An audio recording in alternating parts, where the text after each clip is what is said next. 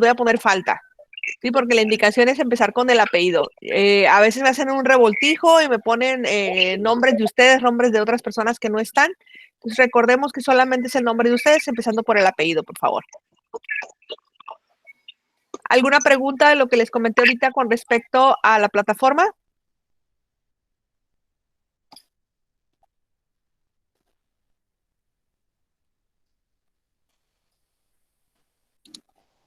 ¿No? Ok. Entonces vamos a arrancar con lo que viene siendo fármacos para el aparato digestivo. ¿Sí? No sé si alcancen a ver las diapositivas. Ok. Aquí está, Sí, farmacología del aparato digestivo. Entonces arrancamos con antiparasitarios, mebendazol, albendazol, metronidazol y nitazoxanida, que son los fármacos que se van a utilizar principalmente para desparasitar a las personas o cuando tienen alguna patología relacionada a lo que viene siendo parásitos. Cuando hablamos de antiparasitarios, tenemos que remontarnos nosotros a la responsabilidad que adquirimos cuando los recomendamos, por ejemplo, la Semana Nacional de Salud.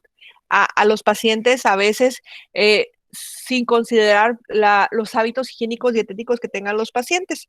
Por ejemplo, si en una familia viven muchas personas, tengo que desparasitar a todas las personas, no nada más a los pacientes pediátricos. Hablar de parásitos, estamos hablando nosotros de microorganismos que se encuentran alojados dentro de otro organismo. En este caso, los podemos adquirir a través de lo que viene siendo el agua, alimentos contaminados, así como que, siéntate en la silla, mi amor, sí. También a través de lo que viene siendo la piel. Yo les decía ahorita al grupo 406 con respecto a los hábitos que tenemos los sinaloenses, sobre todo cuando andamos en la vagancia nocturna, que nos gusta mucho ir a cenar a los tacos. Entonces, por ahí al momento de estar nosotros consumiendo los alimentos, los taqueros traen cubrebocas, se lavan las manos, tienen buena higiene, pero pues si alguna cosita se le ocurre por ahí y pasa ¿cómo le dice? Cuando hay mucho aire eh, y levanta la tierrita del área donde están los tacos, pues nosotros podemos estar platicando bien a gusto y hay un fenómeno que se llama aerofagia. ¿Alguien sabe lo que es la aerofagia?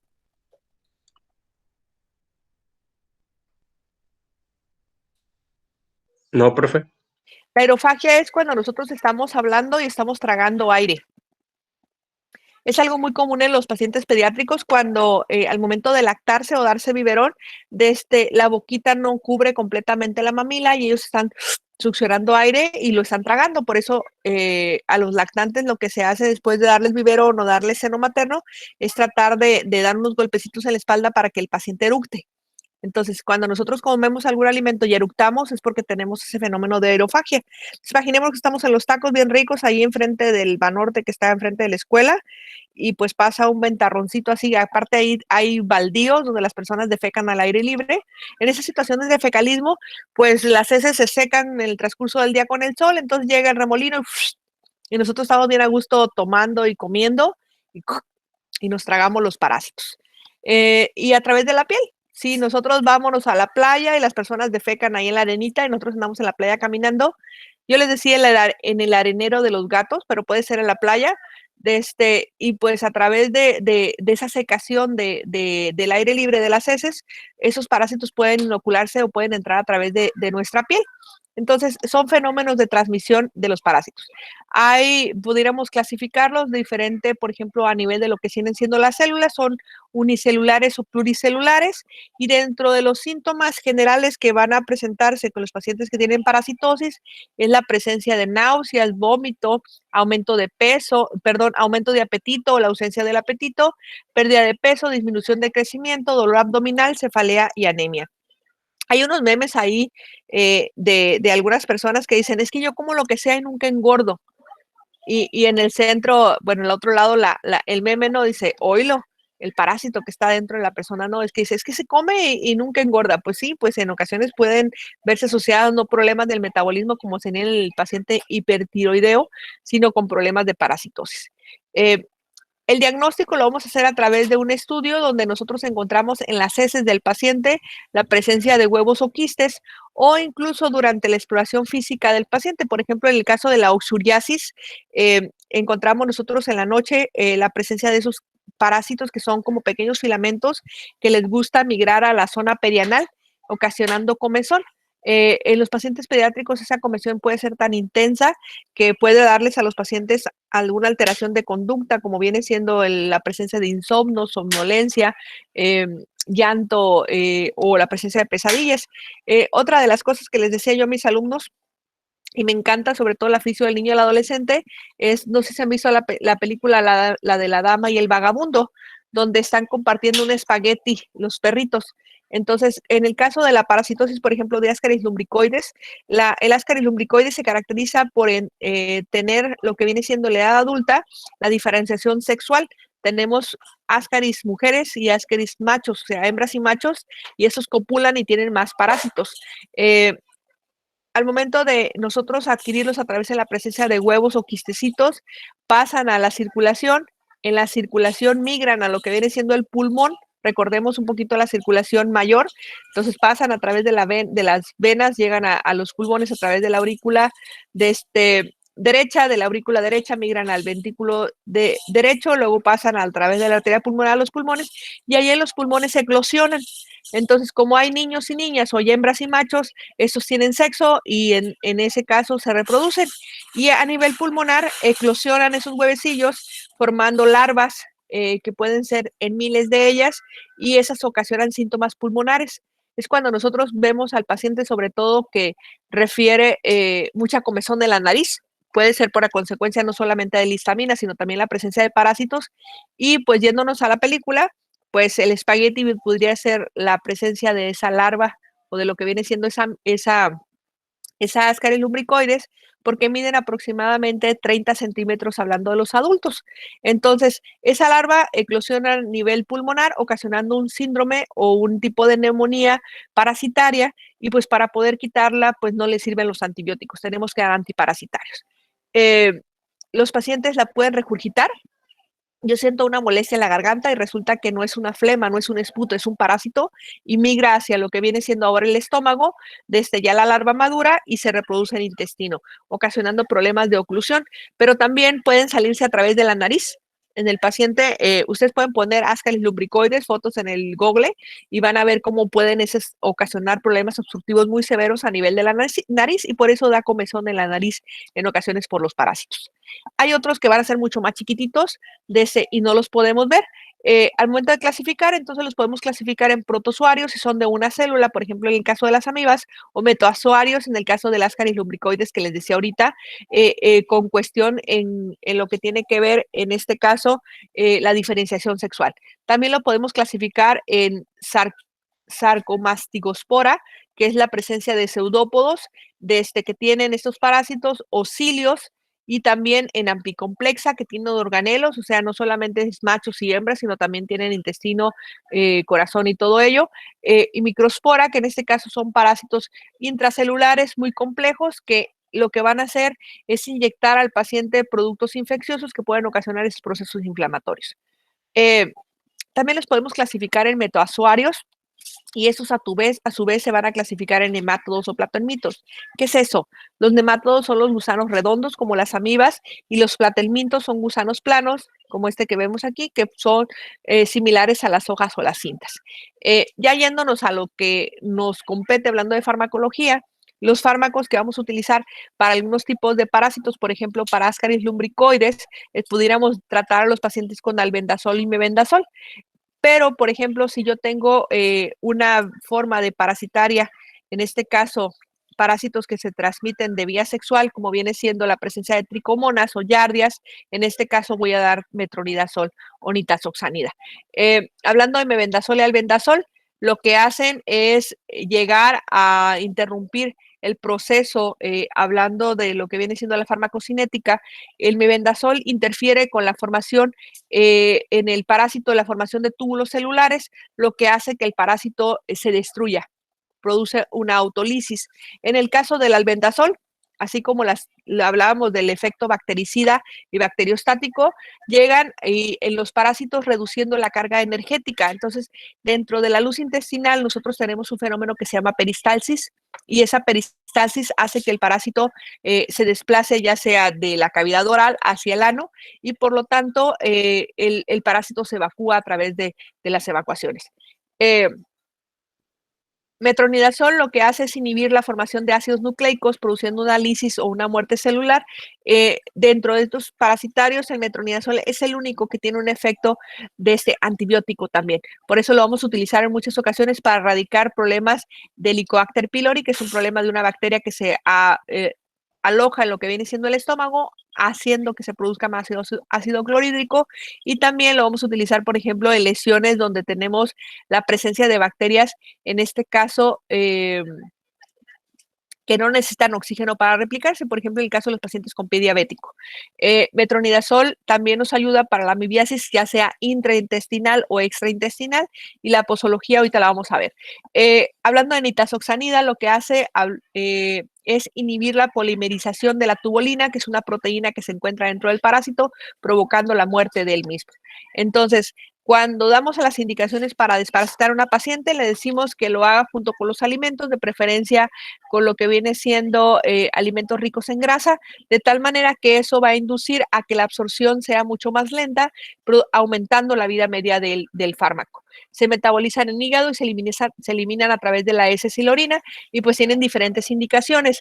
No hay un antiparasitario de dosis única. Ojo con esto. Mientras que haya personas que los compren, siempre va a haber alguien que los venda. Los antiparasitarios no se toman en dosis única. Vamos a tomarlo nosotros en posología de 2 a 3, de 2 veces al día por 3 días, en el caso del albendazol y mebendazol, y la nitazoxanida también. Sin embargo, metronidazol vamos a dar en posología de 500 miligramos 3 veces al día, durante veces hasta 21 días, cuando tenemos un tipo de parasitosis extraintestinal. En el caso del albendazol, atraviesa la barrera hematoencefálica y está indicado en los pacientes con neurocisticercosis. La cisticercosis es un tipo de parásito que migra a lo que viene siendo el encéfalo, encapsulándoselo y ocasionando problemas muy severos de crisis convulsivas en los pacientes. La indicación es en los pacientes mayores de 2 años, es desparasitarlos. Hablar de desparasitar, tenemos que hablar de nosotros lo que viene siendo la microbiota o nuestra flora bacteriana normal. Si yo desparasito un paciente que no tiene parásitos, arraso con esa flora bacteriana normal.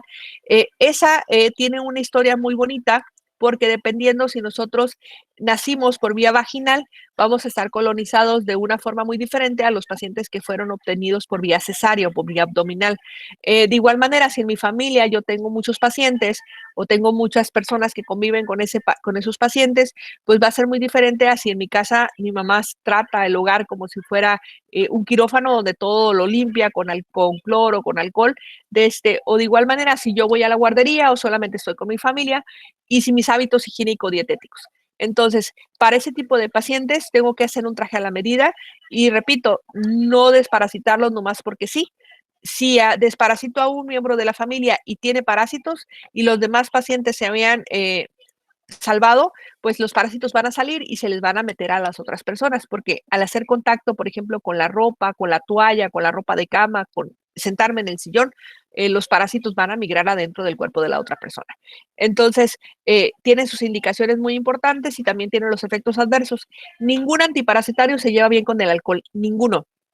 Si yo voy a iniciar para desparasitarme, la indicación es que no consuma alcohol por lo menos 24 horas antes de iniciar el tratamiento y 24, 48 horas después de haber terminado el tratamiento. Entonces hay que tener mucho cuidado con estos pacientes, sobre todo por los efectos adversos que puedan generar la mezcla de alcohol con antiparasitarios. Dentro de los efectos secundarios, de manera muy general, todos tienen alteraciones digestivas, que es a consecuencia de la lisis celular del parásito, y por lo tanto el dolor abdominal, diarreas, se van a presentar y están contraindicados en el embarazo y la lactancia. ¿Alguna pregunta con antiparasitarios?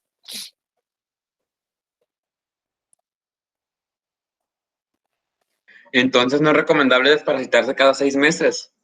Te haces un coprológico y si en el coprológico sales con algún parásito, eliges el traje a la medida para el parásito que tú tienes, porque no es lo mismo albendazol que mebendazol, no es lo mismo albendazol, mebendazol que nitazoxanida, y no creo que quieran iniciar un tratamiento farmacológico con metronidazol para desparasitarse, porque los efectos adversos del metronidazol son mucho más potentes, la posología son 3 veces al día y por lo menos de 10 días en adelante. Entonces, por eso la recomendación es un coprológico que cuesta muy barato, cuesta como 150 pesos y evitas... Coproparasitoscópico, ¿verdad? Sí, el coproparasitoscópico y el coprológico son diferentes. El coprológico es como un cultivo, o sea, tú tienes las heces y ves qué tanto se replican. Y el coproparasitoscópico es en fresco y eso te dicen en automático qué tanto zoológico tienes, porque es poco probable que solamente tengamos un tipo de parásitos. En muchas ocasiones tenemos parasitosis mixtas. ¿Sale? Entonces hay que tener mucho cuidado con nuestros pacientes y si nosotros pregonamos con el ejemplo, pues sería, repito, hacer lo que viene siendo en este caso un estudio de las heces y encontramos nosotros la presencia de estos parásitos y pues damos tratamiento. Si no hay, pues felicidades, desde su sistema inmunológico, llámese flora bacteriana normal, no les permite que se replican y por lo tanto cuando los ingerimos en forma de quistes, esos se defecan y no pasa nada. Maestra, Mande. entonces es necesario que toda la familia se haga el examen para elegir el tratamiento correcto. No, con un miembro de la familia, el más dudoso, en este caso empezamos con los pediátricos, es al que le hacemos la prueba y si el pediátrico sale positivo a algún parásito, toda la familia está infestada. Ah, ok. O por ejemplo, ustedes como estudiantes de enfermería, si yo, por ejemplo, me quiero desparasitar y yo llego al salón, me estoy desparasitando, mis parásitos se me pueden estar saliendo a mí y como son microscópicos, y ustedes van y se sientan donde yo me senté, por ejemplo, si es para Oxyuros, ustedes se pueden recibir ese parásito ustedes. Entonces es importante la comunidad desparasitar, por eso se hace la Semana Nacional de Salud. Espérame, ahí voy para allá contigo. Ven.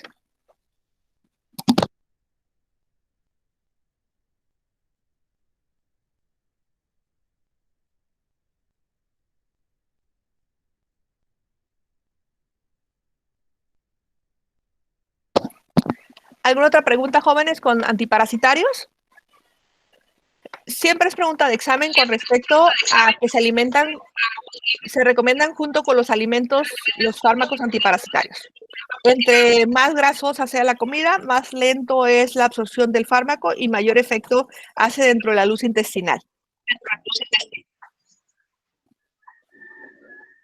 Entonces, de una sola dosis no es recomendable, maestra. No. Esos que hay de dosis única, ¿no? No tiene el efecto farmacológico, no logra en este caso destruir a los parásitos porque tienen diferentes presentaciones. Hay algo que se llama ciclo biológico y los parásitos los podemos nosotros inocular en forma de quistes, pero cuando tenemos en forma larvaria, pues necesitan otra presentación o mayor durabilidad en este caso para tener el efecto farmacológico que deseamos. Ok. Ok, entonces vamos a continuar ahora con lo que viene siendo fármacos antagonistas de los receptores. Les voy a compartir otra presentación y aquí está principalmente lo que viene siendo los que reaccionan con la histamina, como viene siendo la famotidina, que antes, repito, dentro de este grupo el más importante que consideramos era ranitidina, pero está fuera del mercado. ¿Qué es un antagonista? Yo les pongo como ejemplo a la mala de la novela.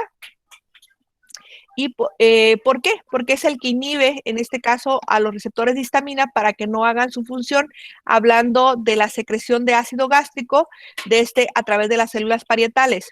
En el KISS viene las células parientales, no existe las células parientales, no son parientes. Sí, me gusta hacer ese énfasis, sobre todo porque a veces nos quedamos con la idea de decir alguna palabrita que a los pacientes se les pega. Entonces, las células parietales son las que segregan jugo gástrico a nivel del estómago. Las parientales no existen. Es como decir la diabetes, no existe la diabetes, es la diabetes. ¿Ok? Son medicamentos indicados para el tratamiento de la dispepsia. ¿Alguien sabe lo que es dispepsia?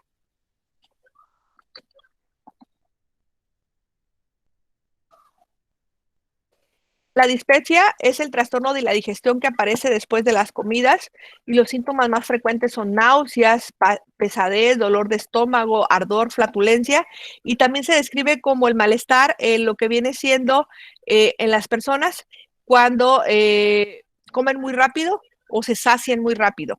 Entonces es el malestar estomacal, sobre todo aunado a lo que viene siendo las comidas.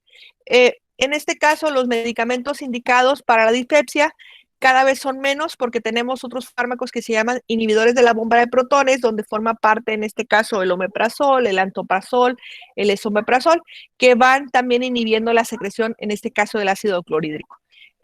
Los 4 antagonistas H2 de uso clínico, cimetidina, famotidina, nisatidina y pues ranitidina, que la quitaron del mercado. La cimetidina es el primer antagonista de los receptores H2 de histamina que se comercializó sobre todo para inhibir lo que tiene que ver la producción del ácido gástrico. Sin embargo, en costo es un poquito cara y no es tan común en cuestión a lo que tenemos, por ejemplo, ahorita de uso discriminado, lo que es omeprazol. Hablando de la farmacodinámica, cimetidina lo que hace es bloquear los efectos de la histamina en los receptores que se encuentran en el estómago, sobre todo esos receptores que se denominan H2 dentro de las células parietales. Cimetidina no reduce la secreción del ácido de una forma tan intensa, por lo tanto, si lo que me está ocasionando esa pesadez, el dolor estomacal, el ardor y la flatulencia, quiero que se me quite rápido, y por lo tanto por eso no utilizo tanto cimetidina como viene siendo en este caso la familia del omeprazol. Hablando de su farmacocinética, se absorbe rápida y completamente, sin embargo, el metabolismo hepático es muy intenso, lo que reduce su biodisponibilidad hasta un 70% y la cantidad de fármaco no es afectada por los alimentos. Entonces, en relación a la posología, vamos a dárselo a sus pacientes antes de los alimentos 3 veces al día. Sin embargo, vean, por favor, hablando de los pacientes con cirrosis o función renales anormales, tengo que ajustar la forma de cómo eliminar este medicamento. Hablando de la úlcera del estómago duodeno, la dosificación son 400 miligramos 2 veces al día, ¿sí? Con una dosificación de hasta 8 semanas. En el caso de la acidez, son 200 miligramos al iniciar las molestias. Y en la patología, cuando tenemos exacerbación de jugos pancreáticos, que se llama síndrome de Solin-Edison, en este caso la posología es máximo 2 gramos con 5 tomas de 400 miligramos. En pacientes pediátricos, la posología es de 20 a 40 miligramos por kilogramo por peso al día. Las indicaciones son todo lo que tiene que ver con el sistema digestivo y la secreción de la acidez, como viene siendo el síndrome de Solin-Edison, la enfermedad de reflujo gastroesofágico, la acidez del estómago y la presencia de úlceras. ¿Cómo sé que tengo un problema de acidez o una úlcera? El diagnóstico diferencial me lo hace lo que viene siendo una endoscopía. Entonces, en este caso, si yo tengo un paciente con una endoscopía que me refiera que tiene cáncer, está contraindicado ese tipo de fármacos. Los efectos adversos serían cefalea, diarrea, mareo, somnolencia, y las contraindicaciones en los pacientes con insuficiencia renal, insuficiencia hepática. En este caso se hace una reducción de la dosificación. Sin embargo, está contraindicado en mujeres embarazadas y es riesgo-beneficio lo que tenemos que ver. La presentación viene en presentación de 200 miligramos. Hablar de famotidina es igual que hablar de cimetidina. Lo que hace es reducir la secreción de los receptores H2 de histamina, sobre todo los pacientes que tienen hábitos alimenticios irregulares. Si yo sé que me cae mal el café y me ocasiona esa dispepsia, pues lo debería dejar de utilizarlo, perdón. Sin embargo, hay personas que todavía lo utilizan. La indicación es la administración también por vía oral. Las indicaciones son las mismas, los efectos adversos prácticamente son los mismos y se contraindican en pacientes inmunocomprometidos, mujeres embarazadas y en lactancia. La posología, en este caso, es de 40 a 20 miligramos 2 veces al día. En la profilaxis de úlcera, 20 miligramos antes de acostarse, ¿sí? Y 10 miligramos al iniciar los síntomas en caso de indigestión o de acidez. Nisatidina, en este caso, se utiliza de igual manera para prevenir las úlceras, en este caso estomacales, lo que viene siendo indicación en tratamiento de úlceras duodenales, úlceras gástricas, reflujo. Las contraindicaciones son las mismas: inmunocomprometidos, embarazadas, en pacientes con lactancia, insuficiencia renal y insuficiencia hepática. Los efectos adversos, aquí, ojo con esto, pudiéramos tener algunos efectos raros hablando del sistema cardiovascular, como viene siendo bradicardia, taquicardia, al sistema respiratorio, procesos de broncoespasmo y sobre todo reacciones alérgicas en la piel. La posología, estamos hablando de 300 miligramos una vez al día, 150 miligramos antes de acostarse en la profilaxis de úlcera duodenal y el reflujo gastroesofágico de 100 miligramos 2 veces al día. Eso es con respecto a los fármacos antagonistas H2. Hablando de omeprazol, esa la cosita es un poquito diferente, sobre todo por la sobreutilización en este momento, porque son fármacos de libre venta. Esa muletilla, hablando del protector del estómago, ojo, tiene efectos adversos omeprazol, no se debería utilizar de forma tan discriminada, sobre todo porque los efectos adversos pudieran llevarnos a trastornos, hablando desde problemas de confusión, alucinaciones, que en muchas ocasiones al paciente no se le dice.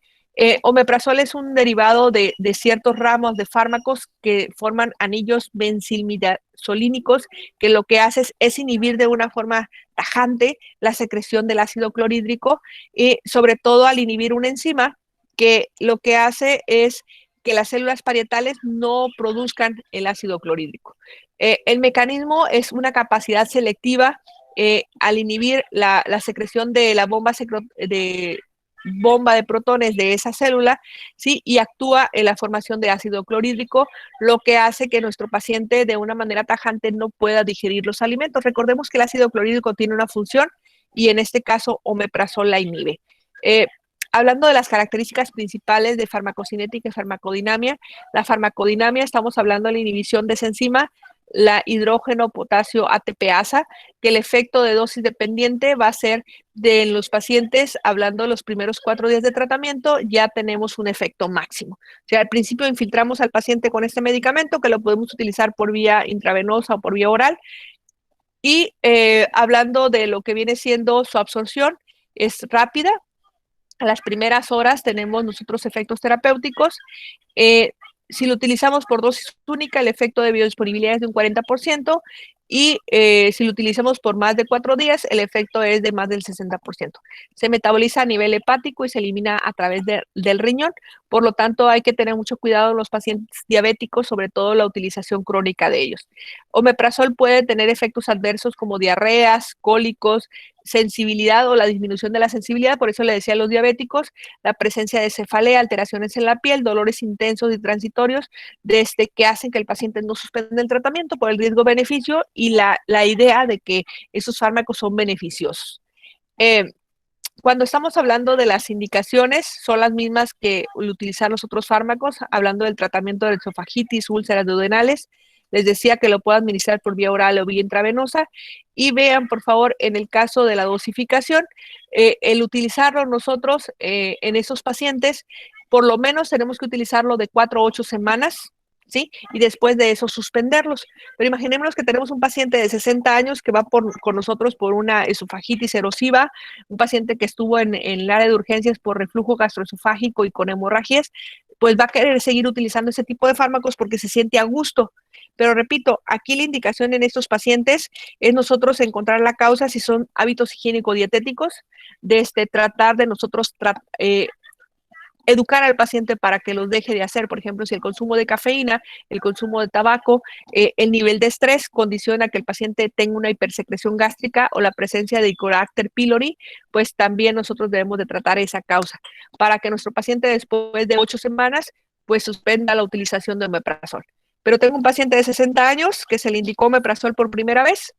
Actualmente tiene 75, 80 años y continúa con omeprazol. O sea, ese paciente ya debió haber dejado de tener síntomas porque yo debí haber atacado la causa que ocasiona su reflujo gastroesofágico o la hipersecreción gástrica. ¿Alguna pregunta con estos jóvenes?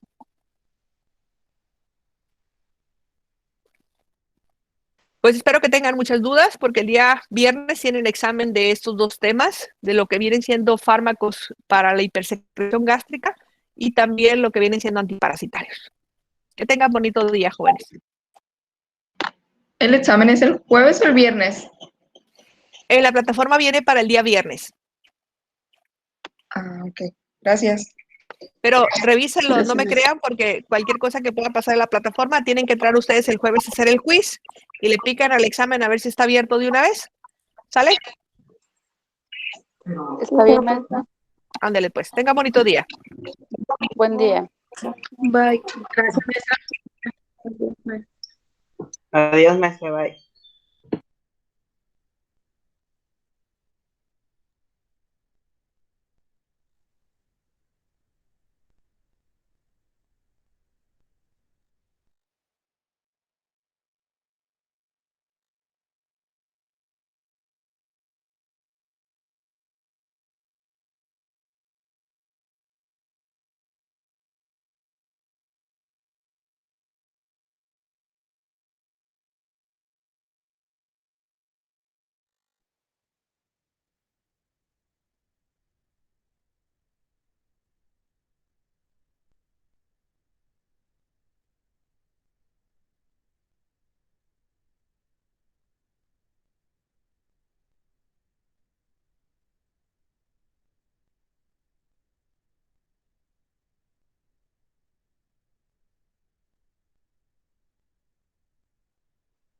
Ya acabó la clase, chavalones.